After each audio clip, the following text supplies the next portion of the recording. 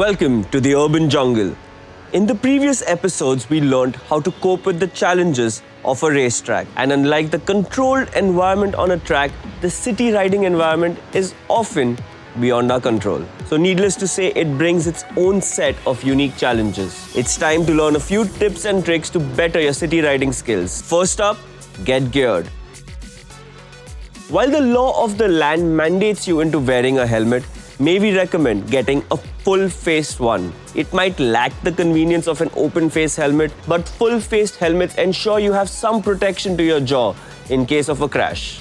If you have had a crash or accidentally dropped your helmet, we strongly recommend replacing it. While the rule books don't say it, we would encourage you to at least wear a two-piece riding suit. You will find both jackets and riding pants in multiple materials, from mesh to textile to a hybrid of mesh and textile to leather. We recommend choosing one that suits your weather and, more importantly, fits right. TVS has launched its own lineup of jackets and you might want to check them out. Unlike a denim jacket or a wind cheater, riding jackets have built-in protectors on vital edge points. So check for the quality of protection on your shoulder, your elbows, back and chest. Similarly, on riding pants, you often find some extra padding on the hip, knee and shin. As far as possible, buy gear which makes it easier for people to spot you in their rearview mirrors or in low light conditions. We highly recommend wearing riding shoes instead of ordinary sports shoes. Not only do they insulate your feet from vibrations, they offer you better protection and ensure you're more precise on your gear shifts and braking. The riding gear is a layer of protection designed to keep you safe from the odd spills, so it is imperative that you take care of them.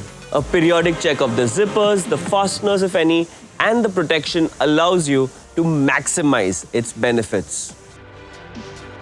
Turn the ignition key to on and your Apache would do a self-test of its vital components. On the RR310, you will find everything from the motorcycle's fuel level, engine temperature, and even diagnostic lamps that alert you of any problems. Do remember, keep an eye out for the same and do read the owner's manual to understand the variety of information available here. Do inspect the tires for wear and tear, the brake pads, the chain slack, the brake fluid levels, the coolant level, and the engine oil quality and its levels periodically. Periodic maintenance of your motorcycle and using genuine spare parts helps in the longevity and the reliability of your motorcycle. Before you begin your commute, it's a good habit to check the headlights, the turn indicators, the tail and brake lights.